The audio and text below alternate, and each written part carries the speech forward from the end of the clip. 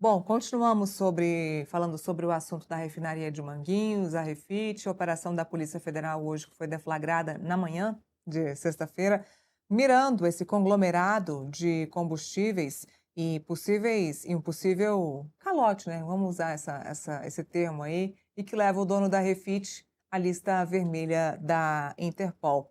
Ele que mora desde 2016 em Miami, nos Estados Unidos, mas está foragido. E por isso o nome na lista vermelha da Interpol. O Ricardo Magro, que é o controlador aí da Refit, e mais recentemente o nome dele voltou a surgir na Operação Carbono Oculto, que apura a infiltração do primeiro comando da capital no mercado de combustíveis. Outra operação da Polícia Federal importante e que tem o nome de Ricardo Magro envolvido nessa operação. E embora a Refit não tenha sido alvo direto das buscas da Operação Carbono Oculto, documentos oficiais mencionaram a empresa em fluxos comerciais relacionados a companhias investigadas por ligação com a facção criminosa. Nesse caso da operação de hoje, inclusive, em uma das buscas e apreensões, um policial civil foi encontrado com R$ 500 mil em dinheiro guardado numa caixa de sapato em casa. Ou seja, a Polícia Civil já disse que vai ajudar, vai colaborar nas investigações junto à Polícia Federal, Polícia Civil, que agora vai ter muito o que dizer com o envolvimento de um dos seus membros que foi encontrado com R$ 500 mil em dinheiro em espécie dentro de casa. Eu já tenho o Felipe, produção, para a gente conversar, bater um papo aqui. Deixa eu dar bom dia, então, para Felipe Monteiro, que já está comigo aqui no Contexto Metrópolis.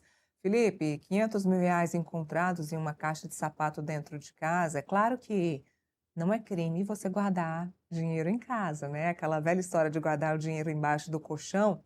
Agora, guardar R$ 500 mil sem você dar explicação, aí vai ficar complicado. Eu quero ver ele explicar de onde surgiu esse dinheiro, eu quero ver ele explicar a origem do dinheiro, porque ter dinheiro em casa não é crime, né?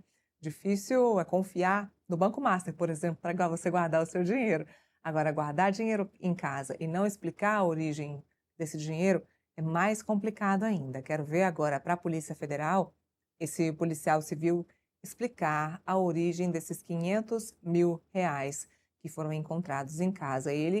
Esse policial civil, que foi um dos alvos de busca e apreensão da operação da Polícia Federal que aconteceu na manhã dessa sexta-feira, envolvendo aí esse conglomerado de combustíveis e que envolve também, e a gente está tentando entender até agora, Felipe, qual é o envolvimento de fato do ex-governador do Rio de Janeiro, Cláudio Castro, em toda essa operação. Se ele ajudava essas pessoas, se ele dava benefícios, concedia facilidades para esse conglomerado, concedia facilidades para servidores ou facilidades aí para o Ricardo Magro. Qual era a participação de fato do ex-governador do Rio de Janeiro, Cláudio Castro, em toda essa operação da Refit, ou antiga Manguinhos, né? A antiga refinaria de Manguinhos, que é uma das maiores devedoras de impostos do país, Felipe. Bom dia, Neira, os nossos telespectadores. Neira, coitado do Rio de Janeiro, viu? Coitado do Rio de Janeiro que não tem um dia de sossego, né? Você vê que os servidores públicos, autoridades estatais que deveriam ajudar no combate à criminalidade, à facção criminosa, se aliam com o empresário para cometer crimes, né? E quando você vê, né, que o crime, né, relacionado com a Refit, né, remonta mais de 10 bilhões, né, de reais, né? Você vê que a situação realmente do Rio de Janeiro é uma situação realmente muito complicada, né? É bom lembrar, Nira, que essa ação da Polícia Federal ela veio, né, dentro daquela DPF das favelas, que muitas pessoas criticaram, né, no começo, falando que a DPF das favelas acabavam ajudando, né, o crime organizado, porque dava vários requisitos, né, e pressupostos para a atuação da Polícia Civil, Polícia Militar no Rio de Janeiro, que tinha que avisar antes o Ministério Público, tinha que avisar antes a estrutura burocrática do Estado, e isso, de certa forma, segundo essas pessoas, poderiam vazar a informação, prejudicando uma operação firme policial de combate à organização criminosa. No entanto, né, você vê que essa DPF das favelas, tirando, claro, as discussões, né, etéreas que tem por aí, né, é algo que realmente surtiu efeito, né, porque acessoriamente a essa questão da DPF das favelas, né, como tem uma situação de dar requisitos, né, e ver a cooperação das autoridades estatais com as facções criminosas,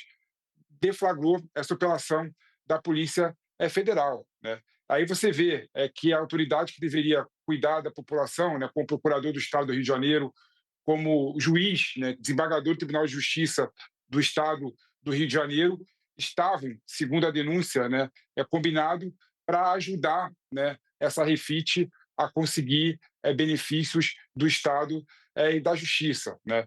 E aí a acusação que tem contra o Castro, né, que está numa situação muito complicada, é bom lembrar que o governador do Rio de Janeiro ele foi declarado inabilitado pela Justiça Eleitoral, né, recentemente. Né? Ele ia disputar a eleição para o Senado Federal do Rio de Janeiro sob júdice. Né? E aí mostra que havia um conluio entre a autoridade estatal, incluindo o Cláudio Castro, e o empresário, né, a fim de dar benefícios fiscais à empresa dele.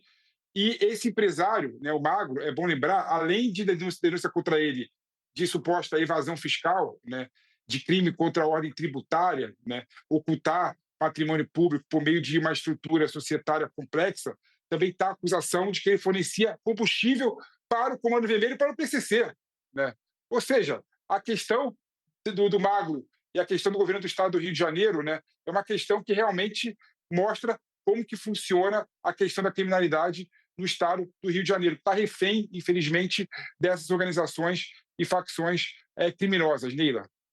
Sabe o que é o mais interessante, Felipe? O ex-governador mantém aí a sua candidatura ao Senado. Teve aquela manobra que ele fez deixando o seu cargo no governo, né, deixando de ser governador um dia antes do julgamento no Tribunal Superior Eleitoral, que determinou a sua inelegibilidade, tentando se tornar inelegível ao cargo, à vaga do Senado pelo Estado do Rio de Janeiro. Ele que promete aí concorrer à vaga ainda. Agora vamos ver se o cidadão fluminense vai querer votar para senador numa pessoa que participou desse tipo de negócio, desse tipo de falcatrua, essa ajuda, esse tipo de ajuda aí para a refinaria de Manguinhos, ou Refit, né? Vamos usar o nome mais moderno, Refit. Vamos ver se o cidadão carioca e fluminense vai querer votar, continuar votando nessa pessoa que praticou esse tipo de crime. Aí eu fico pensando, Felipe, que hoje o voto no Brasil ele é muito por exclusão. Vou votar nesse para que ele não ganhe. Então, a gente ainda passa por isso, né? Talvez o voto no Cláudio Castro seja para que o outro que é pior não entre naquela vaga. Então, a gente ainda pode ver Cláudio Castro sendo político para que o outro não entre no lugar. Então, a gente ainda está num momento, numa disputa eleitoral, não só presidencial, numa disputa política geral no nosso país, ainda mais numa eleição majoritária, em que a eleição ela é baseada em tentar tirar a outra pessoa que está naquela mesma vaga. É quase um xadrez mesmo para derrubar, para dar um checkmate e derrubar aquele outro candidato. Então, é uma política de exclusão. A gente vai continuar falando sobre isso. Para quem está nos assistindo na Fast TV, eu chamo agora um intervalo rapidinho para você que está nos assistindo na Fast TV e a gente continua aqui no YouTube com a nossa programação normal. Bom, estou falando aqui para vocês sobre eleições e no caso das eleições para o Senado no Rio de Janeiro, falando sobre Cláudio Castro, que até então está inelegível por uma determinação, um julgamento do Tribunal Superior Eleitoral, por conta também de uma espécie de manobra política que ele fez nas eleições de 2022, utilizando os servidores do Estado do Rio de Janeiro para... Ainda teve isso, né, Felipe? É bom a gente lembrar isso também. Cláudio Castro se utilizou da máquina pública em 2022, dos servidores públicos do Estado do Rio de Janeiro, e foram milhares de servidores públicos para fazer campanha política para ele. Então, ele usou a máquina pública para fazer campanha política para ele, com milhares de servidores. Isso foi descoberto, ele disse que isso não aconteceu e o julgamento só aconteceu agora, próximo das eleições de 2026.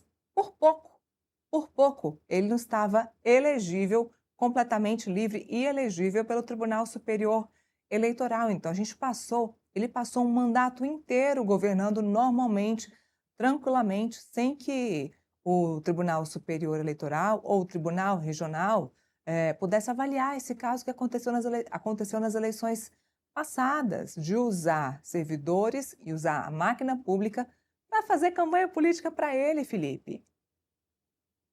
Exatamente. É bom lembrar que a acusação que parava sobre o Cláudio Castro, né, na Justiça Eleitoral era exatamente, né, contratar servidores públicos do Estado do Rio de Janeiro, e esses servidores públicos fizeram campanha, né, direta em relação à sua candidatura. Né, e isso gerou, né, na Justiça Eleitoral, não acusação, né, porque ele foi julgado, né, e foi condenado, transitou em julgado já a, ainda não transitou em julgado, cabe recurso ainda para o Supremo Tribunal Federal, ainda cabe um recurso, se não me engano, para o TSE ainda, né? E ele foi condenado, né, pelo crime de poder político econômico, né? Usar o poder político econômico para mudar o cenário eleitoral, né?